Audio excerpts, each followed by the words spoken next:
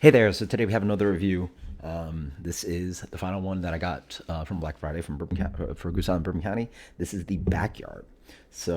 Backyard Stout. Well, first off, try not to be too loud. Everybody's sleeping, so hopefully the mic is good enough to pick all this up.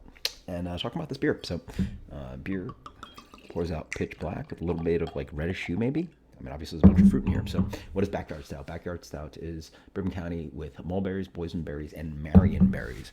The original variant of this was Backyard Rye, which I believe Backyard Rye is a 20, I think a 2012 or 2011, somewhere around there. 2011, 2012, 2013, somewhere around there. One of the big bomber variants. When I got into craft beer, we actually did a full vertical or not, whatever horizontal horizontal is actually what it's called, because it wasn't vintage based, but it was sort of vintage based, but it was just every variant: coffee, backyard rye, cherry rye, original vanilla, ton of them. It was like regular Bourbon County's coffees. It was like over a dozen of them, and backyard rye actually turned out to be one of my favorites. So I'm very curious to see if Backyard Stout this year does that. This is not rye barrel aged from where I stand, so beautiful. Intoxicating aromatics of vanilla, chocolate, and cherries and almonds and just berries for days. Oh yeah, it smells very much like cake, sort of like a what do they call those again? The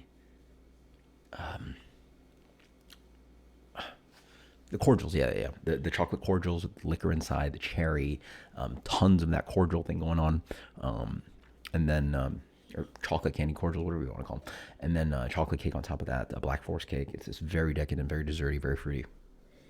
It smells awesome. Cheers.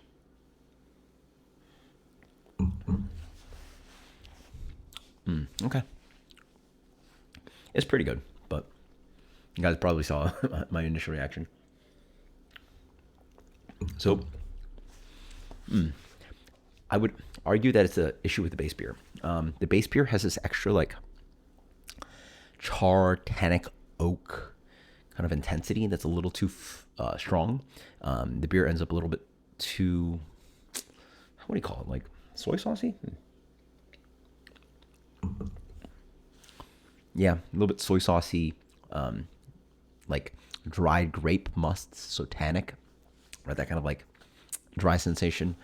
Dry grape must, yeah, very good descriptor there. And it just causes the beer to be a little bit drier. I feel like this would be a good blend. Like the base beer had to be a good blend into something that was a little too decadent and a little too sweet as a barrel aged imperial stout. But then when you have like again, a drier sensation of a barrel aged imperial stout, and the berries sort of get lost in there. Granted, that does make the experience, now I think about it more, very wine-like. If you ever had a wine barrel aged beer, it has a certain like distinct character because like you're adding basically like the qualities of wine and the tannins and all that stuff into the beer. This has a lot of wine characteristics to it. You get the berry jammy fruits up front, and then you get this kind of like drying wine thing. So that's actually really fun. I will say the Backyard Rye, the original OG back in whatever 20s, 2010s, was way better. That beer was just so jammy and fruity. Excuse me. And played beautifully into this like whiskey barrel cordial chocolate thing. Here it's more like wine. Because the fruitiness is very wine-like. I mean, it's a little too jammy, but I guess your jammiest Cabernet or something like that. And then like tannins out. So weird. So yeah, this beer specifically does taste wine-ish. So if you like that, check it out. If you like the berries, I would still check it out, but definitely not like a big jam bomb. Sometimes people expect it to be. I mean, it is very fruity. Like you get that, but the entire experience isn't about the fruit experience. It's that almost it creates a wine-like experience. Rating wise, I was thinking of rating. Definitely better than Bananas Foster. So I think it's just interesting. It just has more like there's something going on here, and I'll probably gonna think about it more as I enjoy the bottle. Whereas the Bananas Foster just like lack the intensity to make it worth it. Like this is pretty much double the price of base beer. This experience is at least, even if you like or don't like, at least you paid twice for a different experience, right? At least Bananas Foster was just too close to the original experience, right? So I'm gonna go with the same rating as the base beer. So 100 minus out of 100, 100 minus out of 100. Until next time, cheers.